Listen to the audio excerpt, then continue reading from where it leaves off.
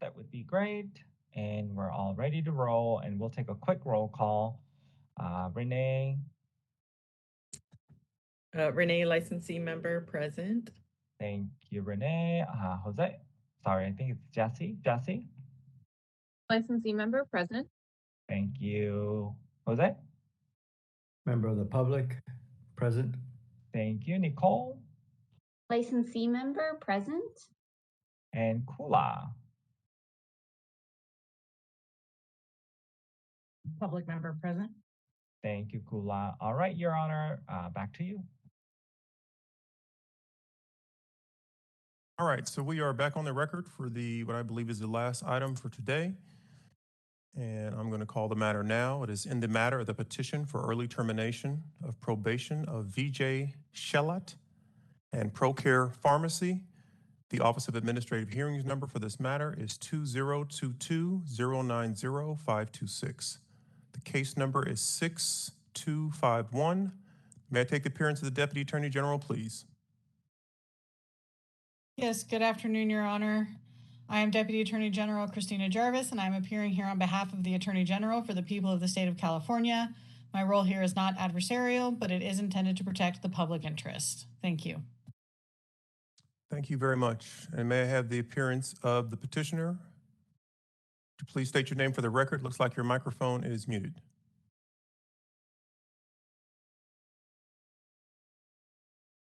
Jay Shellat. I need you to speak up. I can barely hear you. Jay Shellat. Okay, we're having a lot of difficulty hearing you, or I can tell by everyone leaning forward, it's not just me. So you're definitely going to have to keep your voice up. And is it you prefer Mr. Shellat or is it Dr. Shellat? Mr. Shellat. Okay. And were you present when I provided instructions to during the earlier petitions? Yes, sir. I cannot hear you. I'm sorry. Yes, sir. Okay. You may want to try moving your microphone as close to your mouth as possible. This is the moderator. May I jump in real quick? Of course. Mr. Shallah, if what you can do is either put your microphone closer to your mouth or on your computer. If you go to audio options on WebEx and click audio settings, you can adjust your input level to be a little bit higher. That way it'll pick up your voice easier. Can you hear me now?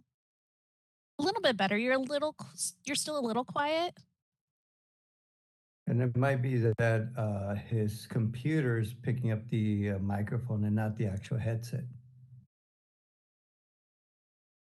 Is okay now?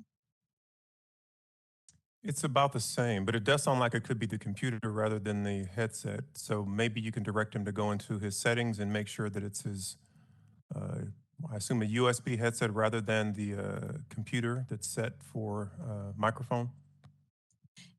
Yeah, Mr. Shalat, if you click the little arrow button next to your microphone, there'll be an option for microphone. It'll show you different ones. You'll want to make sure you have the microphone selected for your headset.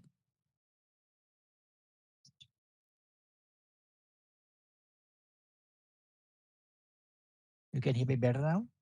Much better. Okay. So this is okay now?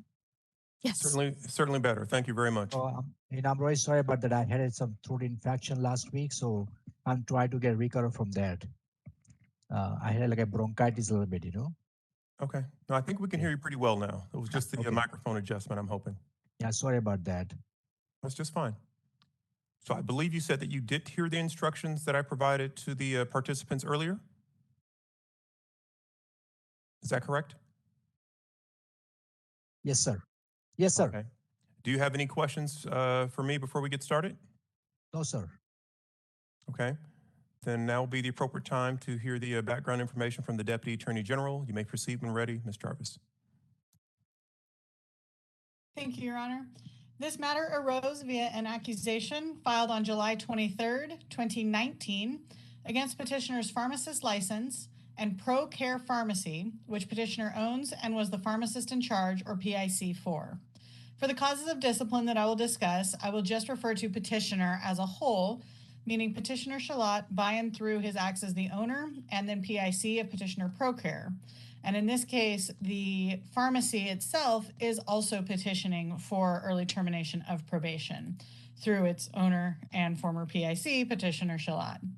So unless otherwise specified, everything that I discuss will apply to both petitioners equally. Petitioner entered into separate stipulated settlements with the board for both his personal and his pharmacy license, both of which became effective on November 27th of 2019. So Petitioner Shalat was placed on probation for 3 years. So his probation will actually terminate in about 2 months, regardless of what happens here today. And then Petitioner ProCare was placed on probation for 5 years. So the pharmacy has another 2 years and 2 months approximately of probation. Both of petitioner's licenses are eligible to petition for early termination of probation at this time. There were 14 causes for discipline based on a review of petitioner's dispensing practices and an inspection that was conducted in approximately August 2016. Most of the causes for discipline focus around petitioner's failure to exercise his corresponding responsibility to ensure that prescriptions are issued for a legitimate medical purpose. Now, obviously, this was a lengthy accusation if the board has reviewed it, but I also would strongly encourage anyone listening to read it thoroughly. There is an excellent description of exactly the red flags of dispensing controlled substances that we've discussed in several cases here today, but also in reviewing all of the red flags that all pharmacists who are dispensing controlled substances should be following. In summary, petitioner filled prescriptions for 7 prescribers, which contained drugs such as alprazolam and oxycodone together, again, generally contraindicated, had consecutive prescription numbers, meaning that they were pulled off of the prescription pad one right after the other, were paid for in cash, including sometimes hundreds of dollars at a time, dispensed multiple identical prescriptions for the same prescribers on the same day for different patients, petitioner apparently did not note that most of these alleged patients only received the highest possible dose of the controlled substance for months or even years on end. They never had an initial start with a lower dose and then a ramp up or any weaning off whatsoever. Some of these patients had prescriptions for the same controlled substances from more than one prescriber, including, in some cases, 5 out of the 7 prescribers identified that petitioner filled. Petitioner also marked up prescriptions that were paid for in cash, including charging as much as $500 cash for prescriptions of oxycodone 30 milligrams and $800 cash for Tucinex Penkinetic, which contains hydrocodone. For at least 3 of the 7 prescribers, prescriptions were written on non-compliant prescription forms. One prescriber had prescription pads stolen from their practice during the relevant time frame, and petitioner actually filled controlled substance prescriptions for 8 alleged patients of this prescriber who were not actually his patients. And yet petitioner noted in his pharmacy records that those prescriptions had been verified with the prescriber's office, which is simply not possible. When interviewed during the August 2016 inspection, petitioner was able to articulate the red flags that were seen in his dispensing records. However, he apparently failed to apply those red flags to his own practice. The other major issue in this case was petitioner's non-sterile compounding. Petitioner compounded multiple non-sterile preparations using expired products. Some were only about a month expired, but some were as many as 6 months expired, from July to January of the following year, meaning that the medication expired in July, and in January of the following year, petitioner compounded with that drug product. At least one of petitioner's compounded drug preparations was a copy of a commercially available product, and petitioner's technician, who was doing the actual compounding, had no records showing that he was trained to do so. Finally, many of petitioner's compounding logs were incomplete. So the first cause for discipline was failing to comply with corresponding responsibility. Second was the clearly excessive furnishing of controlled substances. Third, dispensing controlled substances pursuant to prescriptions with significant errors, omissions, irregularities, uncertainties, ambiguities, or alterations. Fourth, dispensing controlled substance prescriptions written on unauthorized forms. Fifth was failing to maintain the security of drugs. So I didn't mention this in the general summary, but there was a shortage of 461 tablets of oxycodone 30s from November 15th of 2014 through August 6th of 2016. And that was discovered during the inspection by doing an inventory. 6th was failing to maintain a current inventory of controlled substances. 7th was specifically against Petitioner Shalat and not his pharmacy, in that Petitioner Shalat failed to exercise or implement his best professional judgment or corresponding responsibility. 8th was exceeding the pharmacist to pharmacy technician ratio, in that on February 2nd, 2017, Petitioner Shalat was observed to be the only pharmacist on duty, while 2 technicians performed pharmacy technician services. 9th was manufacturing, selling, delivering, holding, and offering for sale adulterated drugs. That was for those expired and compounded prescriptions. 10th was compounding adulterated drugs. 11th was failing to maintain complete compounding records. 12th was failing to train compounding staff. 13th was compounding commercially available products. And then the 14th cause for discipline was unprofessional conduct for all of the above. In aggravation, just about a year earlier, the board had issued a citation to both petitioners for various compounding violations, which the petitioners paid. Now, petitioner no longer dispenses compounded non-sterile drug preparations. Petitioner is 100% compliant with probation thus far. Petitioner does have $9,200 outstanding for reimbursement of board costs, for which he and the pharmacy are jointly and severally liable. And with his petition, the petitioner provided the following documents: a personal statement stating that at the time this administrative action was initiated, he had not fully understood new regulations associated with corresponding responsibility. Petitioner states that during probation, he has gained much deeper understanding and insight and has implemented a robust checklist to ensure that he exercises corresponding responsibility and professional judgment. Petitioner provided 4 letters of recommendation, all of which were verified. One was from petitioner's consultant pharmacist, as required by the probation terms. This consultant supports petitioner's petitions to allow both petitioners to have clear and unencumbered licenses. The consultant states that petitioner has been proactive and has adapted well to maintaining compliance with the law, and that petitioner has learned a great deal through the probation process. Another is from a patient who states that petitioner Shalat has been his pharmacist for many years and that he has always been treated with the utmost care, confidentiality, reliability, and he believes that petitioner is both competent and exemplary.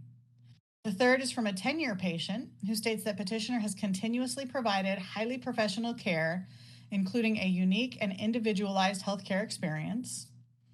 And the fourth is from petitioner's pharmacy technician, who states that in her decade of being a pharmacy technician, she feels that petitioner is among the best of pharmacists that she has worked for when it comes to following the law, and that she has observed petitioner helping a lot of the local patients with difficult pharmacy questions.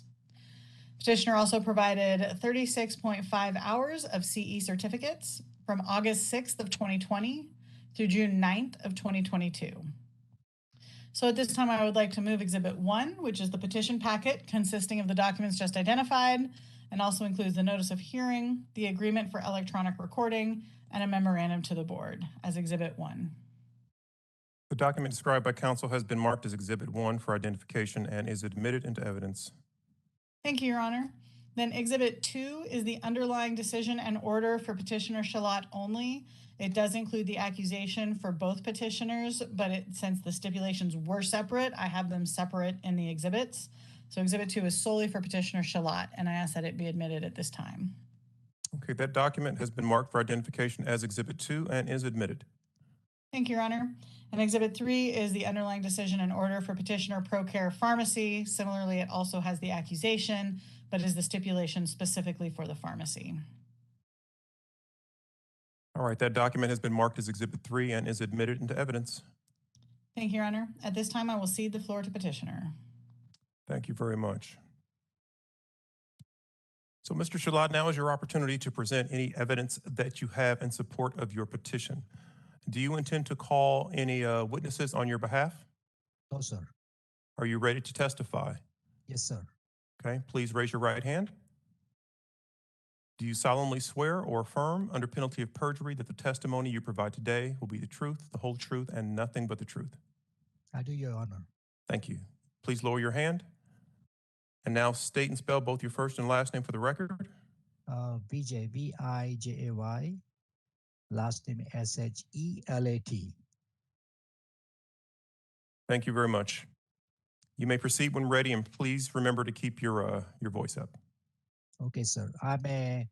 Thanks for your honorable judge, honorable respected Deputy General of Attorney, respected President of California State Board of Pharmacy, and also respected committee members.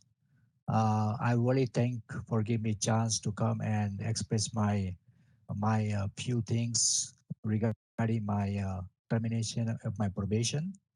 As respected Christina Jarvis told me that my probation is finishing in November of this month, I would like to request to the board to terminate my probation for my pharmacy too, at the same time if it's possible. And this is my humble request to you. And I'm a pharmacist in California since March of 1992, which is almost 30 years. And I worked throughout my life in a retail industry, retail pharmacy. And throughout the time I worked in the chain drugstore, and I opened my pharmacy by buying in 2004 in a little city of Murrieta, where they were looking for a really good independent pharmacist, and we got an opportunity to help this community here. And since then, we did really well as far as business is concerned and helping the customers. And it is not what to repeat what happened in the past, and it was a mistake and misunderstanding and also misjudgment done by myself as a pharmacist in charge and owner of the pharmacy. And this expressly says on accusation. Now, main subject is what I did, what step I took in order to improve myself and making everybody's life safe and also respectful. So first of all, really thankful to the Board of Pharmacy and Department of Justice for giving us so much important tools to help us to improve our practice and make sure that our California people are safe and they're in a safe of healthcare professionals. So first, I appreciate the PDP-MP report, which is called Cures, and which is a great tool we got from the Department of Justice and also Board of Pharmacy, and which helps us to determine the validity of the prescriptions. All the prescriptions are when it comes to our pharmacy, we go to PDMP record checkup and justify whether this patient is eligible to get the medication or not. Pharmacist goes through these records, signs up the records, and check the interactions, which other doctor write prescriptions, and also the scope of the practice of the doctor. So that's great tool we have in our hand to justify the first step of the prescription is ready to fill or not. Second thing we go and check is interaction. If the patient get the same kind of medication some other pharmacy, or what other medication take, like benzodiazepine, or they take other pain medication, or they take other interaction medicine, we can justify right on the PDPMP report, which is a great tool for us. And since then, when we have interactions, we always contact the physician right away and request them to get us a explanation why they do the treatment like this and why he doesn't try different medication. And everything is been documented on the prescription records. That's a very good tool we have from the agencies. And the second thing is that we also check the physicians. I learned that since then, the physician, patient, and a pharmacy, 3PPP is a very important aspect to fill the prescription. So we check the scope of the physician first, what he does, how he writes the prescriptions, what kind of practice he does. Since this situation happened, we put quite a bit of restriction on dispensing the controlled medication for the patient.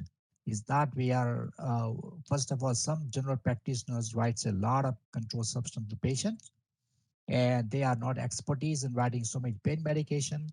So we always question the doctor, what diagnosis is that, what medical justification you have, and we start to limit those amount of this opioid medication to dispense to the patient. So we have a criteria that, okay, if the patient, the doctor is just general practitioner, will limit the amount of opioid dispensed to these patients. And we let the patient know, okay, this is the situation is, we will only fill this many medication, and we will let your doctor know, and your doctor is supposed to know why we're doing this, so we already explained the situation to them. Second thing, if the doctor is a pain management and pain trained physicians, yes, we will get all the information from them, like a medical justification, we get diagnosis, what are the medication tried, and all this documented on the prescription pad. And also we want to make sure from PDP and MP report, we follow the history that this is what change has been happened, what doctor doing to change the medication.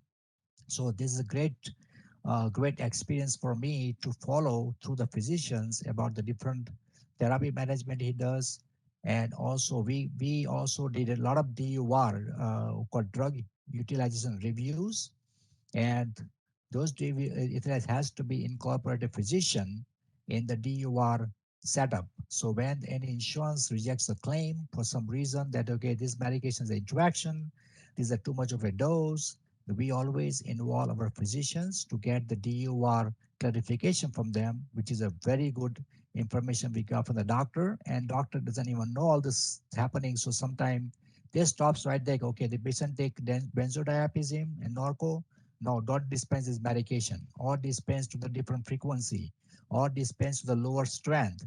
And we're getting so much input from the physician. They are very happy with this, what we're doing now. Because a lot of doctor doesn't know, sometimes the patient going to different physicians, they go to psychologists, psych doctors, different pain doctors. So this way the physician got really involved in this activity. And a very important thing other, that now with the Medicare Part D, or any patients who are taking their first time opioid, to restrict them supplies to 7 days of the opioid medication, which is very good thing happened to us. So we can catch the right there. Okay, this patient is a opioid naive, and we should not dispense more than 7 days. And we cannot, there is no way we can override that DUR message, because it is stopped by insurance company. Even the California Medi-Cal has this DUR, which is very useful for us. So we can justify right to the patient, sir, you need to try this medication to you longer time, 7 days supply, that's only we can give it to you as per the insurance policies. So that's very useful information we have. And other thing, we changed the policy procedure for dispensing of controlled medication right away when the first time investigation pharmacist came from California Board of Pharmacy. He was such a useful tool for me. He showed me everything, what is called, what is red flags, how we want to follow those, what is a prescription, is not, is a fraudulent, how you check that one. Since then, immediately we apply all the tools in our practice, and immediately it helps us to avoid all the prescription to be filled immediately. Also, we involve a lot of physicians. Uh, and we try to limit the mileage of the physician which can prescribe this medication. So we know the practice, we know the physician, we talk to them personally. So, because this area is a little bit a rural area, it is also a little bit wide expanded. So we keep a limit of the physician. We only accept these addresses from the physician live in prescribed in this area. So that's where we know which doctor write what medication, what is their practice. We know them personally. That helps us a lot to identify physicians' practice. And also for the, as far as the patients, we limit them in local areas only. Any address coming out that local area, we immediately ask them a question: why you coming to this pharmacy? What you doing here? And the patients, oh well, I had a surgery next door, and that's why I'm here. But I live in this town. We justify, document that, and fill the prescription. Depend on the quantity. If the prescription comes for 90 or 120 tablets, address is out of area, no, we will not do that one, because they need patient needs to feel local to a residential address. So that's very important tool we got, that we restricted the physician practice and restrict the patient's address. So that stopped to bring a lot of people where we have no aware of their address or anything. So Okay, and also we establish a limitations of early refills. So any patients, any opioids, any control medication, we have a written notice on the pharmacy 3 days early refills only. And if more than 3 days, doctor has to give us explanation why. And all the explanation we always accept in writing, not by oral way or not any other way. Patient doctor has to send us a request in writing stating that it's okay to fill his prescription and the reasons. And that stops a lot of early requests from the patient because they know that we are very strict on these policies. And that's why that's why patients going anywhere on vacation or some special reason, we have a records with us that the doctor knows about this, patient knows about this, and pharmacist knows too.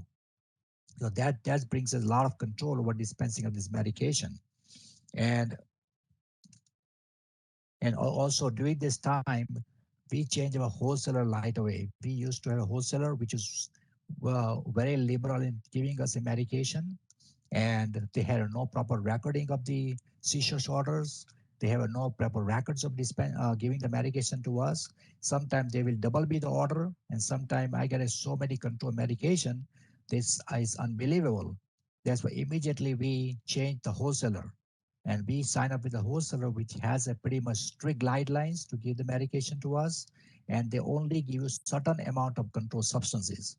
So if we order by mistake too many, they won't give it. They won't give it to us, or they will call us on the phone, ask why you did this ordering this many medications. So that's where we are better control over purchase. And also we change our new computer system, which has a automatically inventory system. So when we receive the medication from the supplier and we dispense the medication, everything reconcile immediately. And that's why we have an amount over hand, how much we have a stock and what we're dispensing now.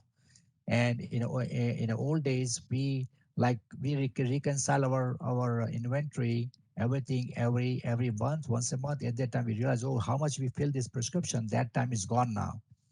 So now we have a up-to-date information every day, how much we're dispensing, what are we dispensing, for what patient we're dispensing, which physician we're dispensing. And that helps a lot to control the purchase. Right now, but dispensing is almost 50% what we used to doing 3 or 4 days, so 3 to 4 years ago, because we control the purchase very much now and what we dispensing. So that helps a lot, and in the purchasing the medication and also dispensing the medication. So that's implementation we did. Uh,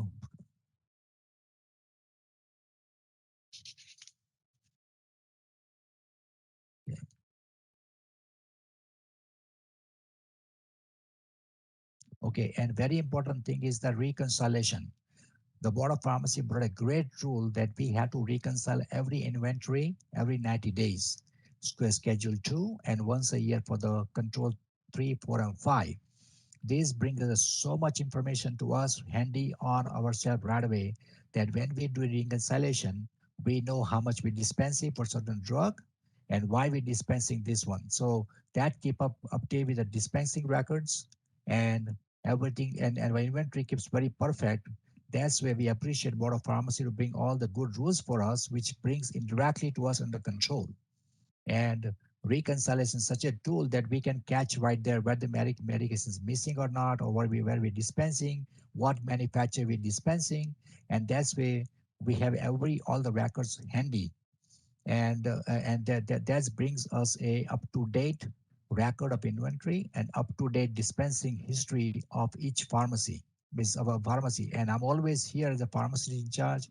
I have no other. I will not let other pharmacy to work here because, when another person works, probably they will skip these rules. And I'm always here, and I check every prescription myself, and also involve myself in the patient consultation.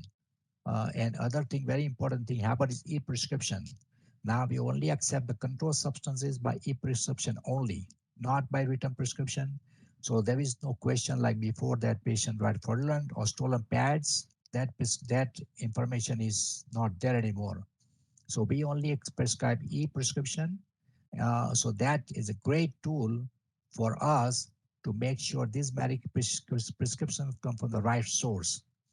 Like in old days, what we went through in a whole history that the prescription pad was stolen, was fraudulent prescriptions, and that time is gone now. So we always make sure only controlled substance has to be come from e-prescription system only. And other good thing about the SureScript, which is giving us a prescription for e-prescription, they also check the doctor's DEA number now. And that's a great tool. So nobody else, without having a DEA license suspended, cannot send e-script to us. It's blocked immediately. So that's where indirectly we're checking. We also checking the DEA license and practice of the doctors. Uh, and PD, and lot of things now we checking the intervening the physicians practicing by what kind of practice they do. My pharmacy is surrounded by almost 3 major pain centers and having a more than like 15 or 16 pain doctors. And, so we are always have a lot of patients like that. But since this situation happened, we told the doctor that, we are going to limit this amount of medication we're going to carry and limited amount of patient we can take. And, any genuine patient, we are ready to help them, and also have like 3 surgery centers. So,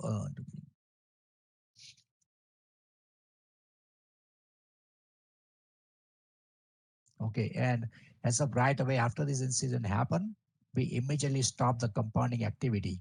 As of February 2017, after that we haven't done any compounding. We stopped compounding activity at all and dispose all the chemicals which we used to compound the medication. So no more compounding activity involved in this.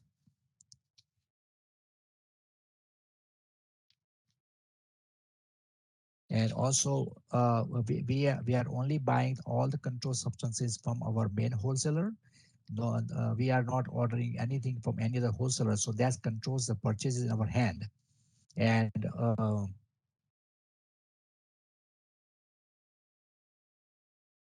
throughout the time, as the pharmacist plus State Board of Pharmacy and also Department of Justice made us such a good tools they give it to us, and which helps us to control the dispensing of the opioid medication. And that's where we have better control over dispensing and patient who can serve to them. So I appreciate that one. And also there's a guidelines for the Medicare Part D about the dispensing certain controlled substance for certain days.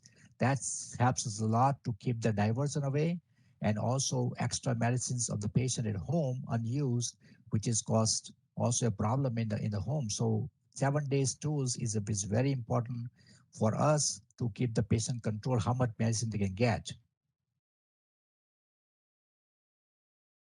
So after all, we did a lot of programmings and a lot of continuing education, reading about the different dispensing practices. I also did a lot of CEs regarding the opioid dispensing. That helped me a lot to get more ideas about how other pharmacy does, how other expert in this industry is telling about the controlled substance diversion, controlled substance dispensing practices. And with that, we are very thankful to everybody who really help us to improve the practice.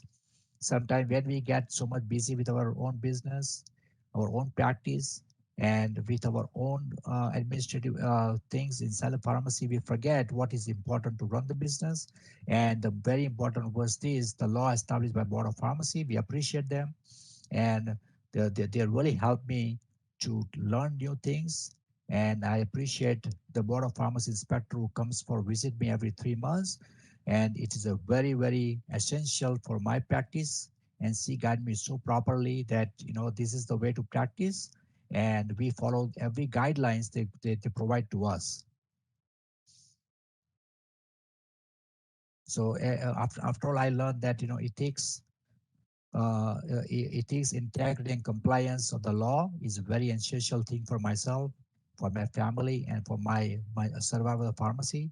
So we follow through all this very carefully, very strictly, and also to make sure we are follow all the guidelines from the government agencies, Board of Pharmacy, and DOJs and DEA. Thank you very much. Thank you very much. Questions, Ms. Jarvis? Yes, thank you. So the first thing, Mr. Shalat, is that I noticed that your recommendation letters all appeared to follow or consistently adhere to a certain format. Did you provide a format to the writers for them to reference while they were writing these letters? The letter, I told them what to write and how to, and what I tell them usually this kind of letter they're expecting to get it. So that's why, and also I Google online, I found some format of this letter and I just provided them. Now, these prescriptions that you were filling for these 7 prescribers, you received significant financial benefits for filling those prescriptions, correct? Yes, but most of the patients, were paying out of pocket. See, with the new computer system, what we have now, be able to find patients' insurance information online. So we go to the patient's information and we have a tab to get the patient's information. So if the patient is representing wrong thing that he doesn't have no insurance or he has insurance is not available insurance, we can find out right on that tab that patient is telling the truth or not. In the old days when this incident happened, we had no such facility. So whatever patient tell us, we have to trust them. And most of like this kind of patient comes and tell, you know what, he has no insurance. And so, he wants to pay cash. And other thing is that at that time, now with the confidence we got from the board of pharmacy, that pharmacists can say no. In those days, we were kind of not aware that pharmacists go and tell no to anybody. Our duty was to go and find the information for the doctor. This patient is their patient or not, that he wrote the prescription or not, I already received all the records from the doctor by fax, and turned out to be those records were fraudulent. And we have no idea how that becomes fraudulent sent by doctor's office to us. But that's why we had a misrepresentation by the patient, by physician, and we believe them. That's why we have to go through all this trouble. But now, once the board of pharmacy gave us a suggestion that you have a power to say no to prescription if you don't feel confident and if you know that prescription is used for legitimate medical purposes. And that's one is a great for us, and we appreciate for that. Are you aware of the Board of Pharmacy's precedential decision in the Pacifica Pharmacy matter? Well, I heard about that case, but I didn't get a chance to read in the detail. I heard that something happened that, and matter of fact, the same doctor who wrote those prescription, his prescription used to come to my pharmacy too. And from the beginning, I didn't fill any prescription from that physician because the prescription was looking very suspicious. And it was a very high dose of OxyContin for the young patients. I went to 4 or 5 patients like that. I refused to fill it. And ultimately, I called the physician office too, and that office nobody answered the phone, so we didn't fill any prescription. But I didn't get a chance to read the detail about the what happened to Pacifica Pharmacy. But I know the pharmacy name, and they got in trouble. I know about that. Yes. And Mr. Shalit, I'm going to ask you if you can just to focus on responding to council's questions. Okay. We appreciate the extra information. I understand you have a lot to say. I just want to be sure we make a efficient use of the time that we have. Sure. And after you've been questioned, I will give you the opportunity to add anything else that you like, but I want to be sure that we get through Ms. Jarvis's questions and any board questions. So just be sure you focus on the response to the specific question, and I'll give you the chance to add more information if you want later, okay? Thank you. Thank you. Sorry about that. No problem. Well, and so I do see, Mr. Shalat, that you were filling some of these prescriptions fairly early on in 2013, 2014.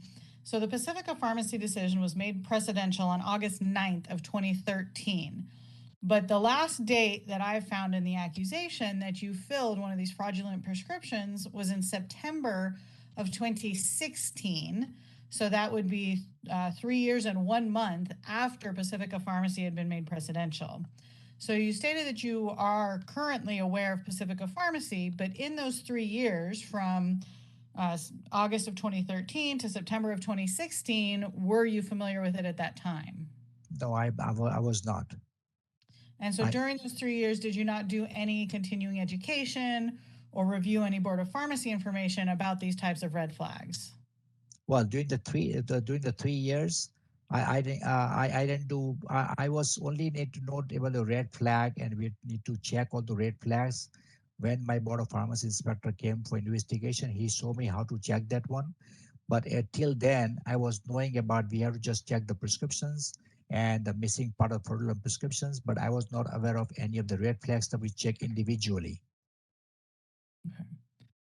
And that continued until your the inspection by the Board of Pharmacy inspector. Yeah, he came and he told me that, this is the way you look the fraudulent prescriptions. This is not meeting a red flag. And he told me, and then I immediately went home and start to study all this stuff. And then I realized my mistake, what happened. And I went back all this prescription double check. And yeah, at that time, because of the poor of my knowledge, my misinformation, and not enough spending a time to learn the new laws and new requirement of the board of pharmacy, this happened. But I'm guaranteed that it won't happen again because we are on top of all the laws and all the information provided by the board of pharmacy now. When you were dispensing these prescriptions, according to the accusation, you were charging higher amounts for prescriptions that were paid in cash than if they were run through insurance. How did you justify that? See, most of the medication these patients are getting is they want a specific brands. So, in a wholesaler's world, they have a certain manufacturer you get for cheaper price, which is called contracted drugs. So that's one we can get for the cheaper price. But if the patient asks for off-contracting drugs, the supplier also charging you a lot more money than usual generic which you can buy for contracting price. So all these patients used to ask for special brand, and that's why the purchase price was way more than the usual price of the medication. Did you discuss with these patients that Yes. if they went with the other manufacturer that they could pay a lower price in cash? Please wait for my question to finish before you answer. Okay. Go ahead. Yes, I discussed the patient, and like, in oxycodone, there was a blue tablets. So the blue tablets was not the contracted price by our supplier. They were yellow tablets. They don't like yellow, so they want a blue one. That's why we always inform the patient too. This is the situation, is what you like to do. And the patient's explanation for this was that they preferred the blue tablet to the yellow tablet. That's is the correct, yes. Does that make sense to you, pharmaceutically speaking? Yes, because some patient like certain kind of manufacturer, and as per them it works better for them. Like suppose, just take example of the Norco's tablet, which comes in a different color, and the most popular is yellow Norco, which has been stopped to manufacture now. But people prefer yellow Norco over white Norco because they think it works better. Did you ever discuss this issue with the prescribers, i.e. Yes. that these patients preferred one color of tablet over another? Well, that's up to the patient's choice. The doctor write the prescription, and it's up to the patient to decide what kind of brand they want. So it's not up to the prescriber as to what brand of medication is going to be prescribed? No, when doctor prescribed the medicines called Norco, 10 milligram, 325, when the patient bring the prescription to us, the patient has a choice what kind of the generic he wants to get. He wants to get the white one or the yellow one. But now the white one is contracted drug, so he will get for cheaper price. If you want specific brand name of yellow, probably the price may be more.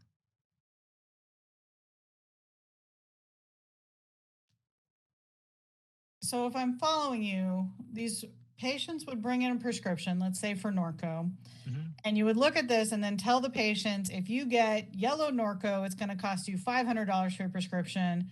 And if you get white Norco, it's going to cost you $200 for your prescription. And these patients would then pull $500 cash out of their pocket and say, I want the more expensive one. Well, the thing is that usually we fail with the contracted price drug, which is a white one.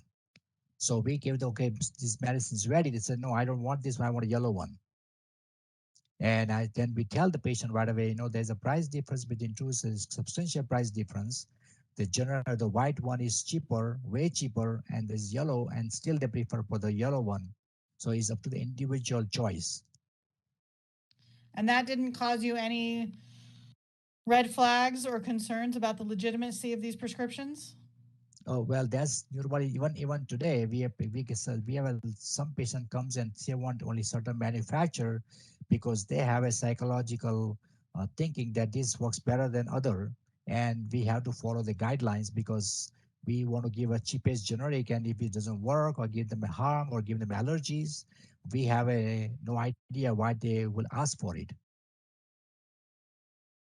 I also see a note in the accusation that the federal government executed a warrant against safe deposit boxes that were rented in your and your wife's names, and they seized over $500,000. There is not much other reference other than that, and I have 1,000 pages of investigation report in your underlying matter to go through. But can you explain what happened? What happened to those proceeds, and why was the federal government getting a warrant for your safe deposit boxes? Well, they came to search my house, and they also came to they told me where you are. So we have safe deposit vault, and they came and they found a cash, which is usually we don't keep that much cash in hand at home, and the money we had in a bank account, that was my personal account, so they came and took the money from there. Well, but it wasn't in a bank account, right? It was in a safe deposit box. Safe deposit box, yes. So that's not an account. That's you're just storing bills essentially in a box in a bank. Yes.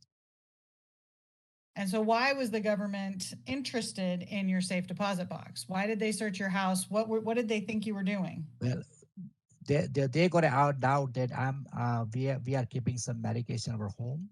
That's why they came to search my house. They couldn't find anything. There was no medication at home, and they just came and they gave and just empty hand to take my personal investment accounts, all those stuff with them. And by the time they asked me, "Do you have any safe deposit vault?" I said, "We do." And I gave them a key, so they went and checked the bank account. There was a cash in there. Yes. And they seized that money. Is that correct? Yes. Did they ever return that money to you? We are already going back and forth with them. I haven't received the money yet, but we're working on it right now. Were there ever any federal charges brought against you? No. What about your pharmacy, ProCare? No.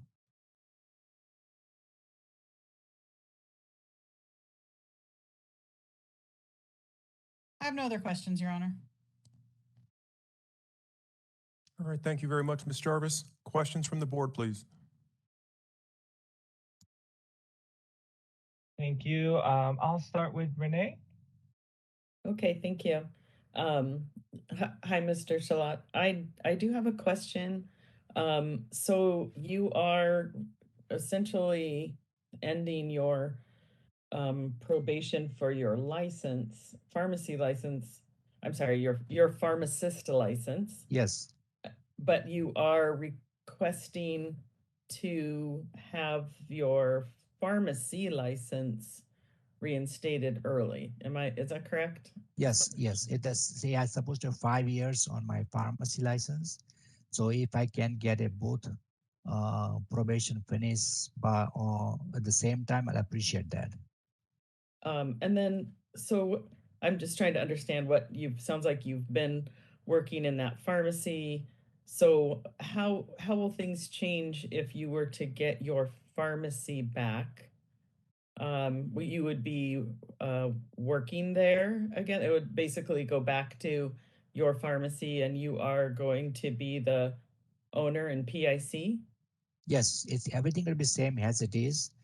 Only the most difficult part right now, being a pharmacy on probation, we have a very hard time to find employees. This is a very remote area. There's not too many employees you find to work.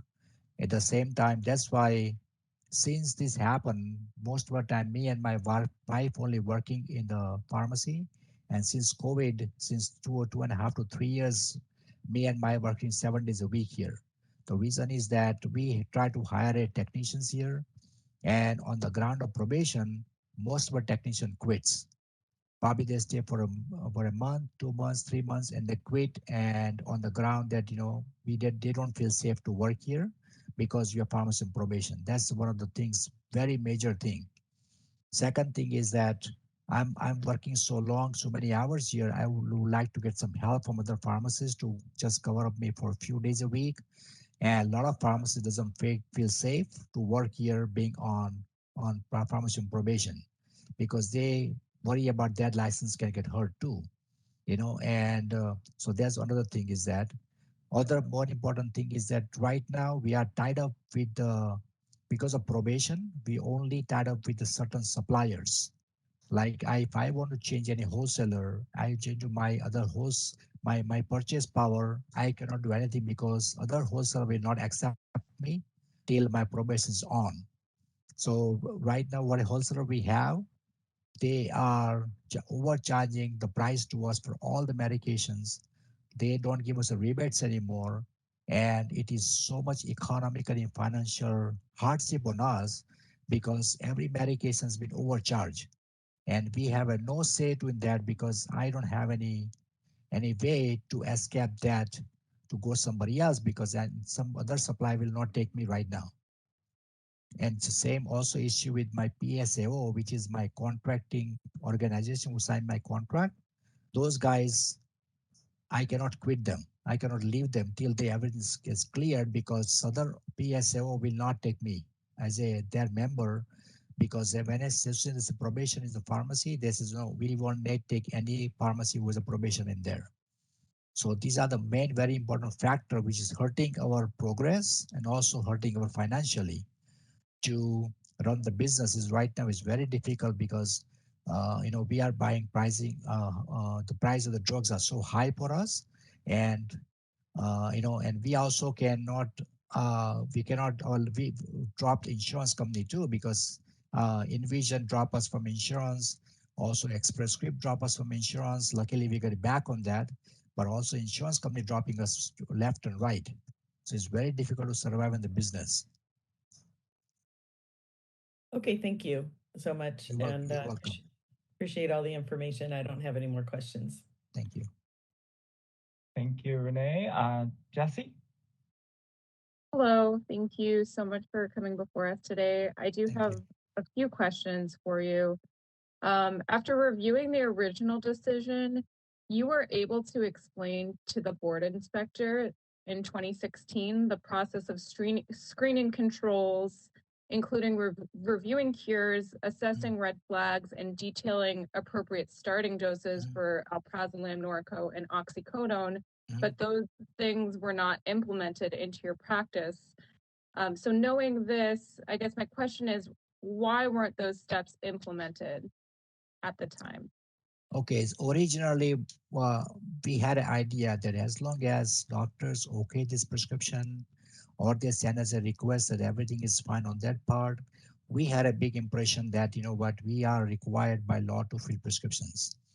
So our procedure was that when the prescription comes to pharmacy for this patient has to come personally with his ID.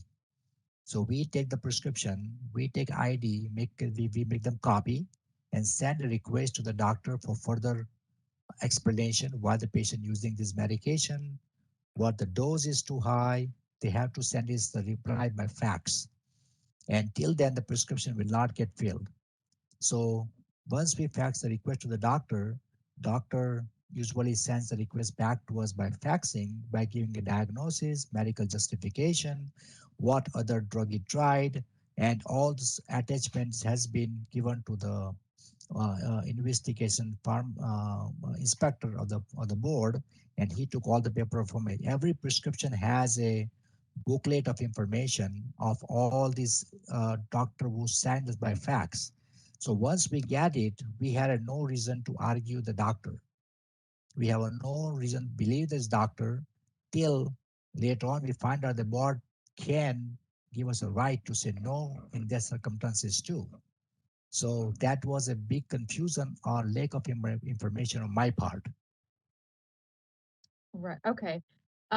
So earlier today, though, you told us that there was a doctor who was involved in the Pacifica hearing that you did choose to not fill controlled substances for.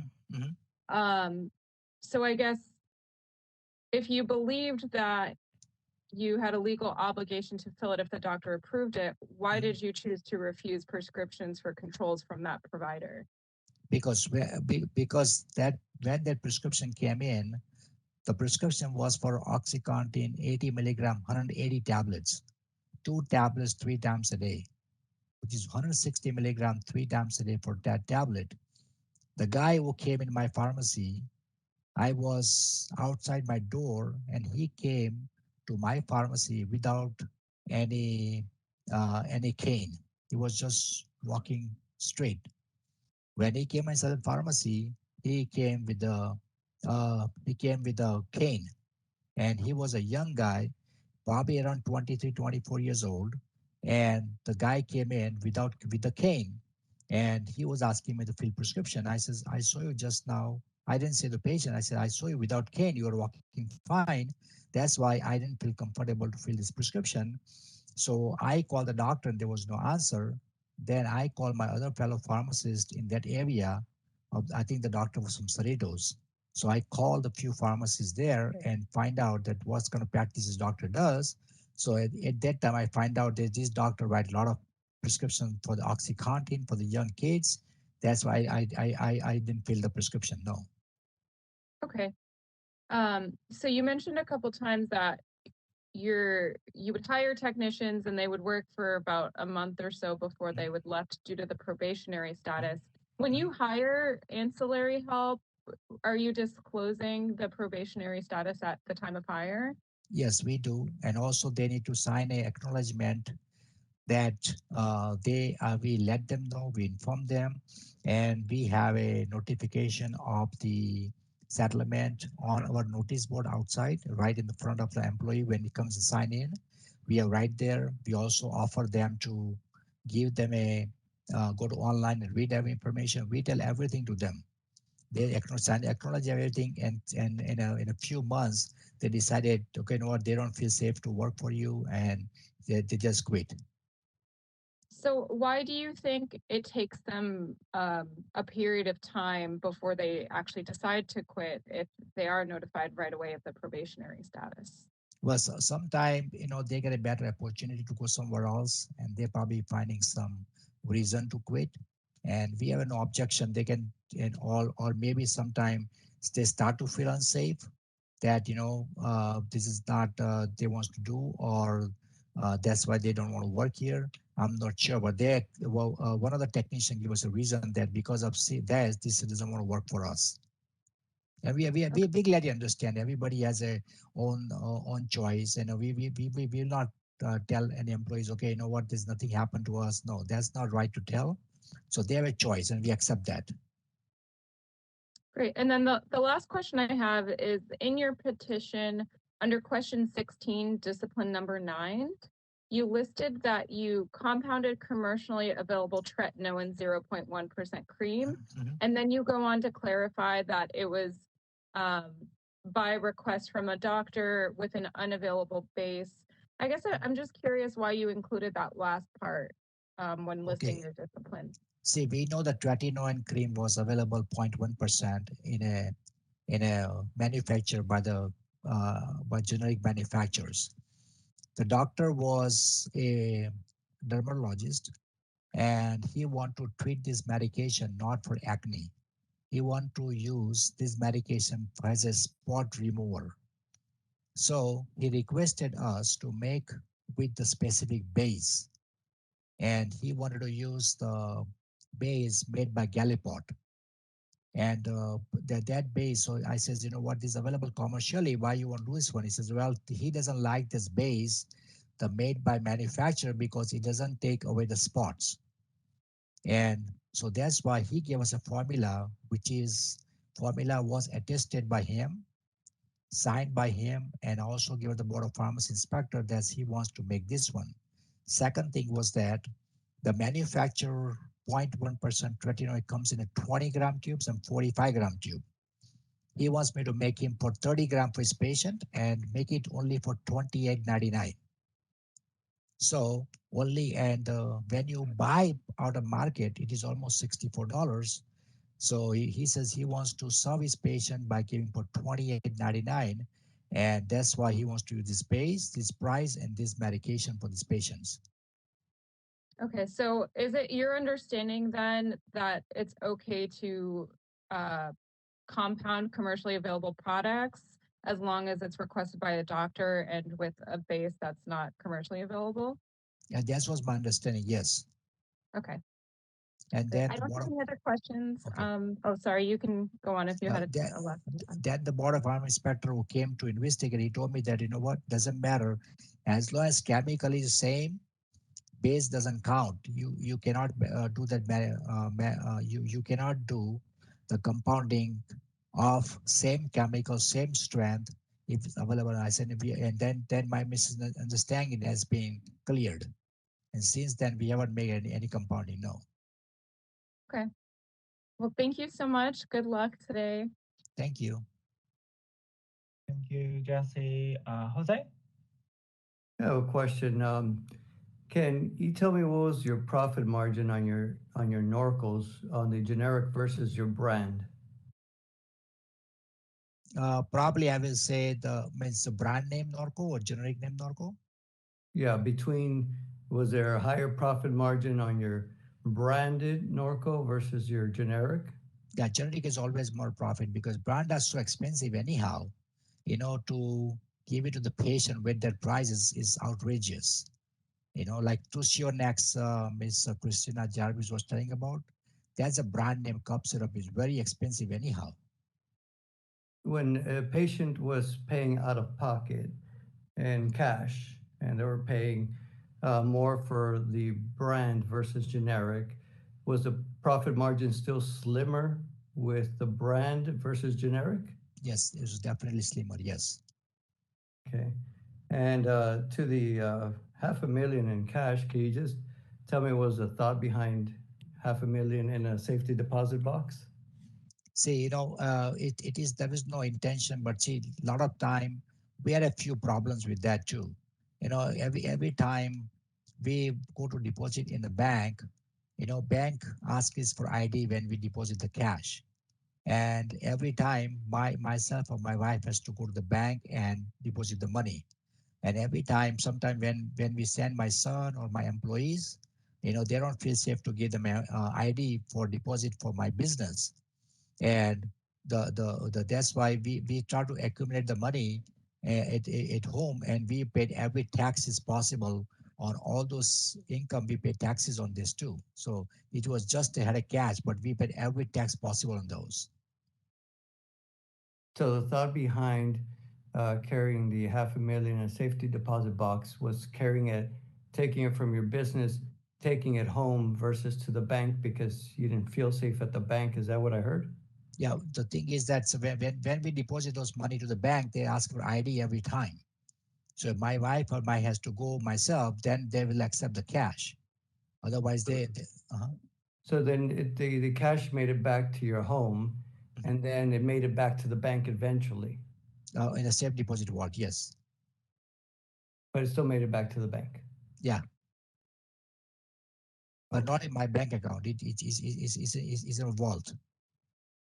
And all that all that cash was disclosed Yes. as part of your business. Yes, and yes, everything was given to the federal government investigation. All the taxes being paid, everything was clean. Yeah. I have no further questions. Thank you. Thank you, Jose. Kula? No questions on my end. Thank you, Kula. Nicole? Yes, hi, thank you. I think you had mentioned a few times during this your wife and your wife being part of the business. Is your wife a licensed pharmacist or a technician? No, she's just a clerk and manager together. A clerk and a manager. Yeah. Okay. So I know when we looked at the original violations, there were some issues around tech to pharmacist ratios. So if your wife is working with you now and you're usually the only pharmacist, but you're talking about losing techs, how many techs are you able to have with right now with only one pharmacist? One pharmacist, one technician. Right, but how many techs do you have to employ to be able to have that coverage throughout the week is what I mean. No, we right now, luckily, we found one technician after a long time. After COVID, I think we found just technician almost probably a month ago. Otherwise, we had no technician at all. Got it. So Okay. since COVID started in February, on March 20, since then we had no technician. So me and my wife only work myself, filling prescriptions, processing. And my wife just do the deliveries, and also does the front part of the store. Got it. And when you say your wife does the deliveries, what kind of deliveries? Well, we have a local free delivery for the senior citizens, and that makes it very popular because in this area, when we opened the pharmacy, there was no pharmacist delivery. So, and my wife is very popular among the community, so that's why a lot of people ask her to come and deliver to them. So, see, during the working hours and after hours, we go and deliver the medication to patients. I see. Okay, thank you. I don't have any further questions. Thank you. I have some few questions. So first, about the fine that is not yet paid, are you planning on paying that off? Yes. Okay. Because right now I'm being $650 a month. So in October I will pay everything at one time. Okay. And when you were talking about different generic patients preferring different generic, yeah. Now, do you recognize that that is one of the red flags? Yes, definitely. Okay. So how would you handle the situation now if someone were to come to your pharmacy and say, I am hoping to only get this generic manufacturer for this certain control substance? Okay. Yeah, that definitely I will ask the reason why you want to go with specific generics. Did you try the generic what we have now? And if you try generic, what happened? Document that one, and also inform the doctor that this patient has the generic and he tried before he got allergy, probably sometime not the chemical itself, but the excipients they use has a generic allergy to that. So we want to make sure we are to make as much information for the patient as possible before we get them opportunity to change the generic what we have. So some people has a problem with the generics because of excipients or they use some kind of chemical to coat the medication. So we would like to get more information before we just say, yes, we will do the new generic what you like. Okay. And how many prescriptions a day would you say you do at your pharmacy? Right now we do 130 a day. Okay. And about what percentage would you say is through cash paying versus third party? Right now we're going from 3 to 4% right now. Our cash? Yes. Okay. And that including everything, regular prescription, non-controlled, control, everything. And sorry if it was asked already, but I think I missed it. How many people work in the pharmacy? Right now, me and my wife, and also we found a new technician to work for last month. So we have one part-time technician, and me and my wife work full-time here. Okay. All right. No further questions. Thank you for coming to the board, and good luck with your petition. Thank you. Mr. Shalat, sometimes there's things that people will think of that they wanted to mention in terms of facts that sometimes comes up or comes to mind during questioning. Are there any additional facts that you'd like to provide that you may have forgotten or thought of during questioning? Yes, yes. Go ahead.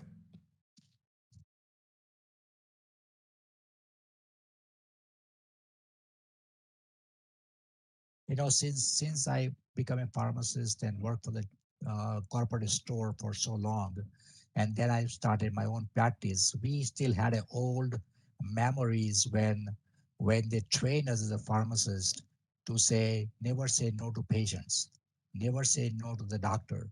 And when patient comes in, you always accommodate it almost 100% to make sure they get happy out of the store. And I think that mentality continues in our practice for actually for myself. And since then, I always thought that we have to have a specific, very strong evidence against patient to say no for the medication to be dispensed. But with the help and privilege given to us by Board of Pharmacy to evaluate, to analyze, and to justify the prescription before fill patient out, it is really, really greatly appreciated. And this supports us to do a right practice and to the right judgment without any fear of anybody. Even a lot of pharmacists, even myself, called upon by insurance companies. They threat us to take us a contract away from us when we refuse to fill prescription for a patient. That happens very, very oftenly, which insurance company calls us to say, why this patient not getting the medication? We tell them that's the reason. He says, well, do you know that you can lose your contract because of this? So we are a very, very dynamic and very dilemma situation sometime when we handling this critical situation. And example of that one in 2016, I refused to fill somebody's oxycodone 30 milligram prescription. And matter of fact, I lost a contract from one of the insurance companies and I had to fight back to wait for 1 more year to get my contract back. So this is happening every day, but now with the help of Board of Pharmacy and everybody knows that pharmacist has a genuine right to say no to the prescription they don't feel comfortable with. That's really thanks to the Board of Pharmacy committee. They help us out on this situation. Always the thank to respected judge, Board of Pharmacy members, president, and also respectable Christian Jarvis to listening my request and my pledge to take out the remove the probation of my pharmacy to make our life was comfortable and also to run the business very smoothly without any restriction. We appreciate if you consider that one, and thank you very much. All right, thank you. Any additional questions, Ms. Jarvis, based on the petitioner statement? No, thank you, Your Honor. Okay. If there's any additional questions from the board based on what you've just heard, please ask them now. Okay, looks like there are no additional questions. So with that said, this concludes the petition hearing in this matter. The case is submitted and the record is closed and we are off the record. And thank you very much, Mr. Shalat. Thank you very much. I appreciate that. Thank you. Have a good afternoon. Okay, bye-bye. Thank you, Your Honor. Thank you, everyone. I would like to thank members of the public who observed or participated in the meeting today. Members will now proceed to closed session. As indicated on the agenda, the board will convene in closed session to deliberate on disciplinary and other matters. As indicated on the agenda, members will reconvene in open session to adjourn the meeting in open session. That portion of the meeting, however, will not be broadcast due to technological limitations. No board business will be conducted. Thank you all for participating today. Members will begin closed session in 5 minutes. Conference number should have been provided by the staff in your emails. If you don't have it though, please let the staff know. We'll be terminating the WebEx now to allow members to convene in closed session. See you in closed session, members, and Your Honor. Thank you all for your time and attention today. Have a good one. Thank you. Thank you. Thank you, Chris.